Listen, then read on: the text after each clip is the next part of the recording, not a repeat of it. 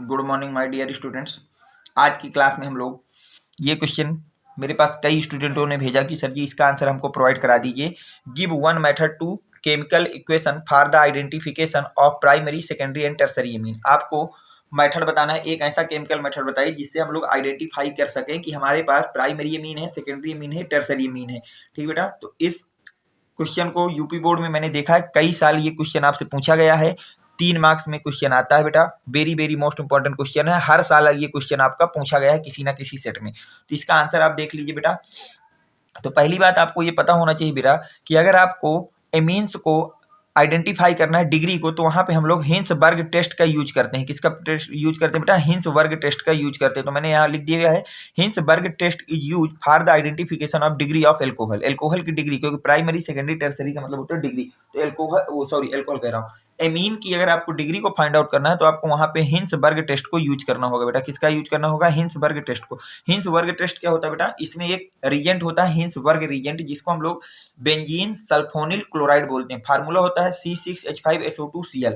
C6H5SO2Cl ये आपका Hinsberg reagent का फार्मूला होता है और नाम होता है इसका बेटा बेंजीन सल्फोनिल क्लोराइड। नाम क्या होता है बेटा? Benzene sulphonyl chloride. इसका नाम होता है बेंजीन सल्फोनिल क्लोराइड और इस रीजेंट का नाम होता है हिंसबर्ग रीजेंट बेटा।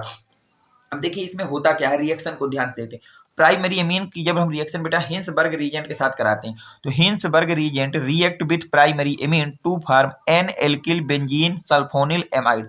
जब हम लोग प्राइमरी एमीन की रिएक्शन हिंसबर्ग रीजेंट से कराते हैं तो वहां से हमको बेटा N alkyl benzene sulphonyl amide क्या होता है बेटा? ऑब्टेंड होता है। N alkyl benzene sulphonyl amide which is acidic in nature and soluble in alkali. ये आपका एसिडिक नेचर का होता है और एल्काली में क्या होता है बेटा? सॉल्युबल होता है। इसकी रिएक्शन देख लीजिए बेटा। रिएक्शन ये लिखी हुई है आपके सामने बेटा। ये आपके पास हो गया benzene sulphonyl chloride, benzene sulphonyl chloride, और ये हो गई बेटा प्राइमरी एमीन।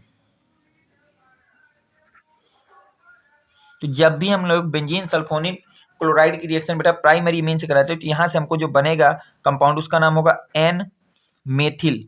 एल्किल होगा क्योंकि मेथिल लगा है ना, CH3 एल्किल की जगह। तो ये हो गया N methyl benzene sulphonyl amide, sulfonyl amide. तो ये आपका कंपाउंड का नाम हो गया कि N methyl benzene sulphonyl amide हो जाएगा बेटा। तो यहाँ से क्या होता है कि ये जो H है बेटा इस Cl को रिमूव कर लेता है बेटा, और यहाँ से HCl आपको रिमूव करके ये H सल्फर से नाइट्रोजन डायरेक्ट जुड़ जाता है। सल्फर से नाइट्रोजन जुड़ गया और नाम होता है N methyl benzene sulphonyl amide. ये तो हो गया प्राइमरी का केस। अब अगर आपने बेटा हिंसबर्ग रीजेंट की रिएक्शन करा दी सेकेंडरी एमीन के साथ, किसके साथ करा दी बेटा? सेकेंडरी एमीन्स के साथ करा दी। तो आज क्या होगा? Hinsberg reagent react with secondary amine to form a sulfonamide which is insoluble in alkali. यहाँ से वो सल्फोनामाइड बना देता है बेटा। क्या बना देता है? सल्फोनामाइड बना देता है, और जो कि आपका क्या होता है बेटा? इनसॉल्युबल होता है। जो कि आपका क्या होता है बेटा? इनसॉल्युबल होता है किसमें बेटा? एल्काली में। जबकि प्राइमरी वाला जो था, प्राइमरी एमीन से जो प्रोडक्ट आया था वो सॉल्युबल था एल्काली में। सेकेंडरी से जो आपका प्रोडक्ट आएगा वो इनसॉल्युबल होगा एल्काली में। तो ये तो आपको हो गया बेंजीन सल्फोनिल क्लोराइड बेटा।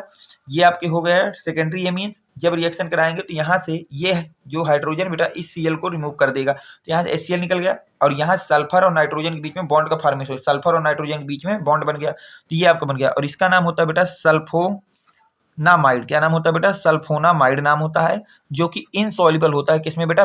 एल्काली में। एल्काली में क्या होता है बेटा? इनसॉल्युबल होता है। एल्काली में ये आपका इनसॉल्युबल होता है। तो प्राइमरी हो गया, सेकेंडरी हो गया। अब हम लोग अगर बेटा बात करते हैं टर्सरी की, किसकी बात करते हैं बेटा? टर्सरी एमीन की। तो टर्सरी में देखिए क्या होता है बेटा। Tertiary amine Hinsberg reagent does not react with tertiary amine. जबकि जो हिंसबर्ग रीजेंट होता है वो रिएक्ट नहीं करता है बेटा आपका टर्सरी एमीन के साथ। किसके साथ रिएक्ट नहीं करता बेटा? टर्सरी एमीन के साथ वो रिएक्ट नहीं करता है। तो ये आपका हिंसबर्ग रीजेंट हो गया, ये आपका टर्सरी एमीन हो गया। कभी भी हिंसबर्ग रीजेंट टर्सरी एमीन के साथ रिएक्शन नहीं देगा। नो रिएक्शन बेटा। यहाँ पे केस कौन सा हो जाएगा? नो रिएक्शन हो जाएगा। याद रखना बेटा, टर्सरी एमीन जो हिंसबर्ग रीजेंट होता है does not react with tertiary amine. कभी भी टर्सरी एमीन के साथ रिएक्शन नहीं करता। तो ये आपका आइडेंटिफिकेशन हो गया कि डिग्री ऑफ एमीन्स को कैसे आपको फाइंड आउट करना है। तो आपको वहां पे कुछ नहीं करना, हिंसबर्ग रीजेंट से रिएक्शन करा देनी है तीनों एमीन्स की प्राइमरी वाला जो कंपाउंड बनाएगा बेटा वो आपका एल्काली सॉल्युबल होगा, सेकेंडरी वाला एमीन जो आपका प्रोडक्ट बनाएगा वो आपका इनसॉल्युबल होगा, और टर्सरी वाला एमीन आपका रिएजेंट से अब क्रिया या रिएक्शन नहीं करेगा। उम्मीद करता हूं कि ये वीडियो आपको पसंद आया होगा। अगर वीडियो पसंद आया तो वीडियो को लाइक कर दें, चैनल को सब्सक्राइब कर दें और अपने फ्रेंड सर्कल में ज्यादा से ज्यादा लोगों तक शेयर कर दें। Thanks for watching, next video coming soon.